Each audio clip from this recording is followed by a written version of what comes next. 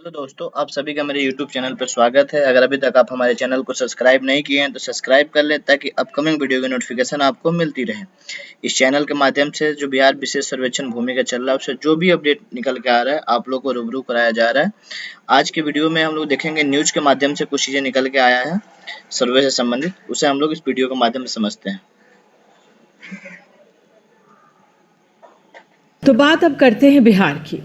राज्य में जमीन के रिकॉर्ड को अपडेट करने और ज्यादा पारदर्शी बनाने के लिए सरकार ने सर्वे का काम शुरू कर दिया है। आज से सर्वे की शुरुआत हो गई है। दावा किया जा रहा है कि सर्वे के जरिए जमीन से जुड़े विवादों को सुलझाने और असली मालिकों की पहचान करने में मदद मिलेगी। सरकार को ये भी पता चल सकेगा कि कितनी जमीन सरकारी है और उस पर किसका कब्जा है। लेकिन ये भी माना जा रहा है कि इससे आम लोगों की मुसीबत बढ़ सकती है, क्योंकि कागजात जुटाना बहुत मुश्किल हो सकता है।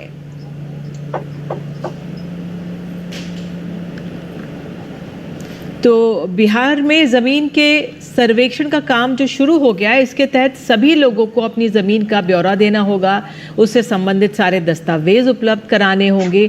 क्यों इससे लोगों की परेशानियां बढ़ रही हैं, क्यों लोग चिंतित और परेशान हैं, पूरी प्रक्रिया के बारे में बता रहे हैं हमारे सहयोगी मनीष कुमार।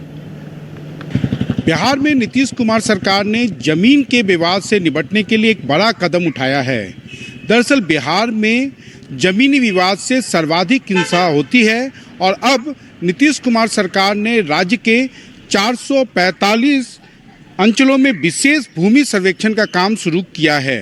हालांकि सर्वेक्षण का काम 2021 में ही शुरू हुआ था, लेकिन ये मात्र 20 जिलों के 79 अंचलों में सर्वेक्षण हो पाया और 445 अंचलों में कर्मचारियों की कमी के कारण ये काम जो है अभी तक लंबित था। लेकिन अब नीतीश कुमार सरकार ने अगले 1 वर्ष के दौरान इस काम को पूरा करने का मिशन रखा है और आज से राज्य के इन 445 अंचलों में जो राजस्व कर्मचारी हैं वो अन्य लोगों के साथ मिलकर, गांव वालों के साथ बैठकर जमीन के सर्वेक्षण का काम शुरू कर रहे हैं।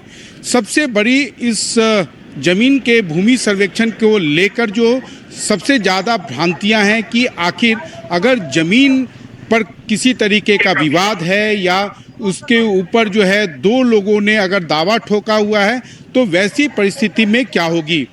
बहुत सारे ग्रामीण इलाकों में लोगों के पास जमीन तो उनके कब्जे में है, लेकिन वो बाप दादा या उनके जो पुरखों की ये जो ज़मीन है उसके कागजात नहीं हैं। उसके बारे में भी राज्य सरकार ने साफ कर दिया है कि ऐसी परिस्थिति में आखिर जमीन का हस्तांतरण उनके नाम कैसे होगा। इसके अलावा अगर किसी भी मामले में अगर कोर्ट में अगर मामला लंबित है तो वैसी परिस्थिति में जो राजस्व कर्मचारी हैं वो क्या करेंगे, इसके बारे में भी ग्रामीण लोगों को विस्तार से बताया जा रहा है। निश्चित रूप से ये काफ़ी कठिन काम है, क्योंकि बिहार में ज़मीन जो है एक बहुत ही ज़्यादा आप कह सकते हैं विवाद के घेरे में रहा है। लोगों के पास ज़मीन का जो टुकड़ा है वो कम है और उसी के कारण जो है बहुत ज़्यादा गाँव के अंदर इस मुद्दे पर विवाद होता है और ख़ासकर ज़मीन से जुड़े विवादों के कारण बहुत ज़्यादा हिंसा होती है और राज्य सरकार के लिए ये एक बड़ा सरदर्द था। लेकिन अब राज्य सरकार को उम्मीद है कि एक बार जमीन के सर्वेक्षण का काम पूरा हो जाएगा। वैसी परिस्थिति में इस जमीन से जुड़े विवादों में निश्चित रूप से काफ़ी कमी आएगी और विवादों में कमी आएगी, लेकिन कागज जुटाना बहुत मुश्किल हो जाता है। इस पर बात करने के लिए हमारे साथ जय सिंह हैं, ये राजस्व और भूमि सुधार विभाग में सचिव हैं। बहुत बहुत धन्यवाद मिस्टर सिंह जुड़ने के लिए। पहला सवाल तो यही है, कागजात जुटाना वो भी बहुत पुराने, बहुत पेचीदा होता है, टेंशन भरा होता है। तो अगर और मुकदमे भी बहुत हैं, जिस तरह से मनीष भी हमें बता रहे थे, तो अगर ज़मीन पर मुकदमे हो तो क्या होगा? लैंड सर्वे का जो कार्यक्रम बिहार में चल रहा है उसको बिहार विशेष सर्वेक्षण एवं बंदोबस्त के नाम से जाना जाता है और ये अभी आज से नहीं शुरू हुआ है। इसकी शुरुआत 2021 में ही शुरू हो गया था और प्रथम चरण में 20 जिलों के 5000 गाँवों को लिया गया था स्पेशल सर्वे के लिए और अभी वर्तमान में ये किया गया है कि जो बचे हुए जितने भी गाँव हैं बिहार में सबको एक साथ शुरू किया गया है और ये लक्ष्य रखा गया है कि अगले 1 वर्ष में ये सर्वेक्षण जो है वो संपन्न किया जाएगा। इसका तात्पर्य यह है कि जो हमारा रिकॉर्ड ऑफ राइट है, जिसको बिहार में प्रचलित भाषा में खतियान के रूप में जाना जाता है, और नक्शा, जो किसी मौजे का एक नक्शा होता है जिसमें उस मौजे के सभी प्लॉट का मैप रहता है, इन दोनों को इसी प्रक्रिया के अंतर्गत अद्यतन किया जाता है, अपडेट किया जाता है। तो इसका रेलेवेंस यही है कि ये डॉक्यूमेंट जितने ही अपडेटेड रहेंगे उतने ही लैंड रिलेटेड डिस्प्यूट्स जो हैं, विवाद जो हैं, वो कम होंगे और ज़मीन की स्थिति क्लियर होगी, उसका मालिकाना हक क्लियर होगा। कि अगर वो ज़मीन किसी और के कब्जे में भी हो, कहा यह जाता है, क्योंकि वो डिमार्केटेड ठीक से नहीं होती, अदला बदली भी लोग कर लेते हैं, तब क्या होगा?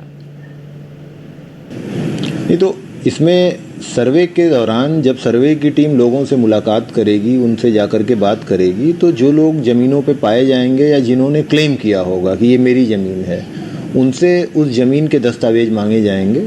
और यदि उनके पास जो दस्तावेज जो दिए जाते हैं वो संतोषजनक रहते हैं और वो ये प्रूफ करते हैं कि उनको उस ज़मीन का हक किस तरीके से मिला, कैसे आई वो ज़मीन उनके पास, तो फिर सर्वे की प्रक्रिया में उनका नाम दर्ज किया जाएगा। और अगर ये ज़मीन पूर्वजों के नाम पर हो तब कैसे सेटलमेंट होगा? क्योंकि जैसे दिल्ली में कहते हैं म्यूटेट कराना, कि भाई बेटे ने अपने नाम कराई, फिर उसके बेटे ने अपने नाम कराए, अगर ये सब ना हो तो फिर क्या कैसे होगा काम? ऐसे मामले में आपको एक वंशावली देनी पड़ेगी। उस वंशावली में ये रहेगा कि आपके बाबा या परबाबा के वंश में और कौन कौन से लोग हुए हैं जिनका हिस्सा उस ज़मीन में है, और उन सारे लोगों की सहमति भी अगर आप लगा देंगे कि हाँ भाई ये इतना हिस्सा इनका है, मतलब अगर पारिवारिक रूप से कोई बंटवारे का कागजात लगा दिए जाएंगे तो फिर वो उस व्यक्ति के नाम से दर्ज हो जाएगा। लेकिन एक ऐसा भी तबका होता है जिसके पास कागजात नहीं होते और बहुत कम छोटी छोटी ज़मीन होती है जिससे पूरा जीवन उस पर निर्भर होता है, तो ऐसे में क्या होगा? उसमें एक तरीका है कि जैसे एक कागज़, कोई मूल कागज़ अगर नष्ट हो गया तो एक सब्सिक्वेंट जो दस्तावेज रहते हैं, जो आप उसको कह लें कि किसी अन्य दस्तावेज के माध्यम से यदि अगर आपका दावे का सत्यता हो जाता है, जैसे उदाहरण के लिए एक ज़मीन है, आपका कोई कागज़ नहीं है, लेकिन उस ज़मीन की सीमा पर, उसकी बाउंड्री पर ईस्ट वेस्ट नॉर्थ साउथ की जो ज़मीनें हैं, उन ज़मीनों में अगर कोई ट्रांजैक्शन हुआ है, कोई सेल डीड हुई है और उस सेल डीड में चौहद्दी के रूप में आपका नाम आया है कि भाई हमारी जो ज़मीन है उसकी चौहद्दी पर ये हैं, तो उसको हम एक सब्सिक्वेंट डॉक्यूमेंट के रूप में ट्रीट कर करके उसको भी एक्सेप्ट करेंगे। मतलब आप सपोर्टिंग डॉक्यूमेंट के माध्यम से भी अपना दावा कर सकते हैं। बिल्कुल, बहुत बहुत शुक्रिया जुड़ने के लिए और सरकार की तरफ से जो प्रक्रिया जिस तरह से आगे बढ़ रही है उस पर रोशनी डालने के लिए। अब हमारे साथ प्रोफेसर नवल किशोर हैं, समाजशास्त्री हैं। बहुत बहुत धन्यवाद सर जुड़ने के लिए। तो एक पहलू बहुत इस लैंड सर्वे का ये भी कहा जा रहा है कि भाई जो इतने विवाद हैं वो साफ़ हो जाएंगे, सरकार की कितनी ज़मीन है वो साफ़ हो जाएगी और जिसके पास जिसकी ज़मीन है वो मिल जाएगी। आप कैसे देख रहे हैं सर्वे को? देखिए, पहल तो बहुत सकारात्मक है। 100 साल पहले कैडेस्ट्रल सर्वे हुआ था, उसके बाद से 60 के दशक में इसका फिर से प्रयास किया गया, लेकिन हुआ नहीं।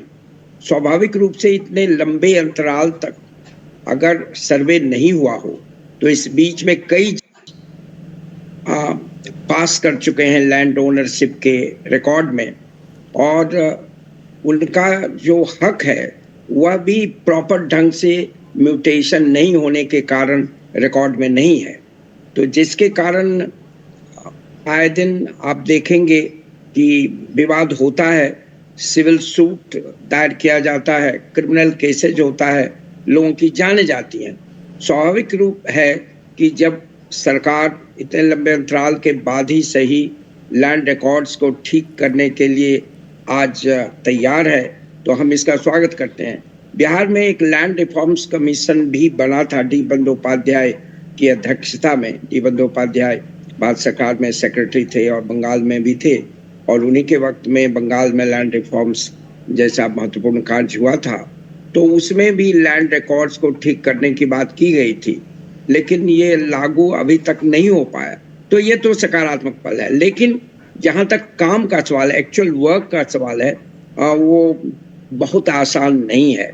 अभी सचिव साहब ठीक ही कह रहे थे कि ये प्रक्रिया होगी और लोग वहाँ रहेंगे, उनसे कागजात मांगे जाएंगे, अगर डायरेक्ट रिकॉर्ड्स नहीं में नाम नहीं होगा तो सपोर्टिंग एविडेंस के आधार पर करेंगे, लेकिन ये बहुत आसान नहीं होगा, खास करके उस राज्य में जहां दबंगों की चलती है, लैंड माफिया है, जहां रूल ऑफ लॉ एंड फिर लॉ एंड ऑर्डर उतना अच्छा नहीं है जितना होना चाहिए। तो जो गरीब हैं, जो छोटे किसान हैं, जिनके पास बहुत छोटी छोटी किस्त में जमीन है, जिनके पास कागजात नहीं है, निरक्षरता बड़े पैमाने पर है और जिनकी पहुंच एडमिनिस्ट्रेशन में नहीं है, ना पंचायत में उनकी कुछ चल पाती है, भले उनसे चुनाव के वक्त पंचायत चुनाव के वक्त वोट लिया जाता है, या ऊपर में जिनकी दखल नहीं है, स्वाभाविक रूप से उनको अपना राइट्स एस्टैब्लिश करने में दिक्कत होगी।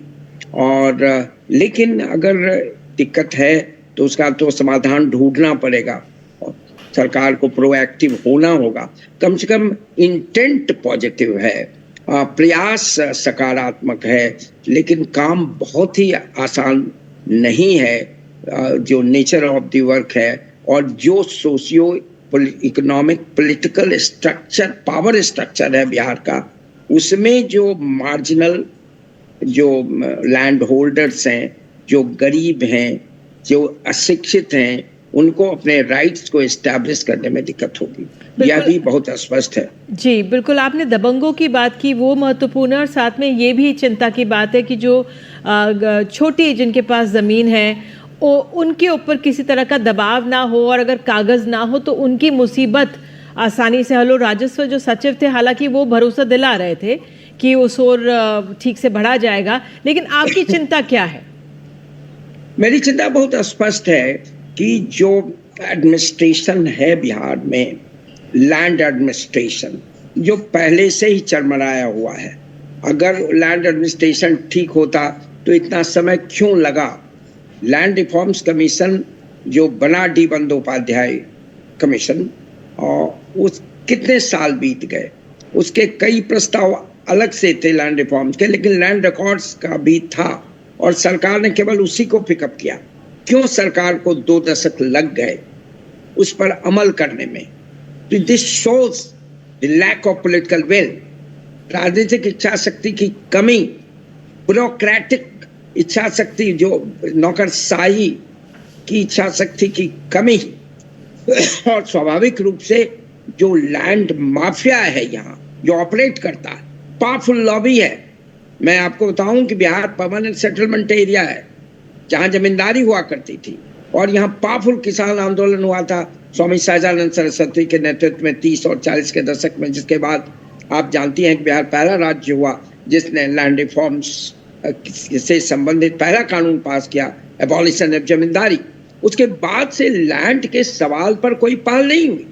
तो जब इवन 50 के बाद, आप आज ये 77 साल हम पूरा कर चुके हैं, लैंड पर पहल नहीं हुई, लैंड रिकॉर्ड्स तक को ठीक नहीं किया गया, तो निश्चित रूप से यहाँ का पॉलिटिकल जो क्लास है वो इंटरेस्टेड नहीं रहा, जो ब्यूरोक्रेसी है नहीं रहा, और उसमें जो बड़े लैंड होल्डर्स हैं, जो राजनीतिक रसूख रखते हैं, जो जिसका नेक्सस कास्ट से भी है, उनका बड़ा रोल रहा है। आज जब ये बड़ी बात हो रही है, एक बहुत बड़ा कदम उठाया गया है, स्वाभाविक रूप से चिंता होगी, क्योंकि क्या ये marginal land holders, poor land holders, poverty stricken land holders, जिनके पास 2 कट्ठा 4 कट्ठा और 1 बीघा है, क्या उनके इंटरेस्ट को प्रोटेक्ट सरकार कर पाएगी? वह सरकार जिसने कभी उसकी सुधी नहीं ली, स्वाभाविक रूप से आशंका होगी। लेकिन इसका यह मतलब नहीं कि हम इस कदम का स्वागत नहीं करते हैं। ये पॉजिटिव स्टेप है, पॉजिटिव डायरेक्शन में, लेकिन ये सफल होगा उसके लिए आपको अधिक राजनीतिक इच्छा शक्ति, political determination, strong political determination, और जो ब्यूरोक्रेटिक पर जो सरकार का कंट्रोल है, शासन का जो शासन पर, उसमें होगा। और भ्रष्टाचार का जो बड़ा एलिमेंट है, आप पंचायत से ऊपर तक देख लीजिएगा, कोई काम ठीक बिना पैसे के नहीं होता। ऐसे में आशंका अगर मेरे जैसे व्यक्ति को होती है तो उसका आधार है, एविडेंस है, लेकिन होप करता हूँ, डिस्पेयर में रहने की उम्मीद कायम रखनी चाहिए। और जैसे आप लोगों ने देखा इस वीडियो के माध्यम से, आपने बहुत इस वीडियो के माध्यम से सारी बातें निकल के आई सर्वे संबंधित।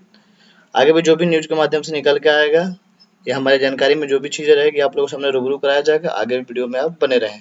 चैनल को सब्सक्राइब नहीं किए हो तो सब्सक्राइब कर ले ताकि अपकमिंग जो भी सर्वे की डिटेल हो आपको मिलती रहे। पुनः धन्यवाद।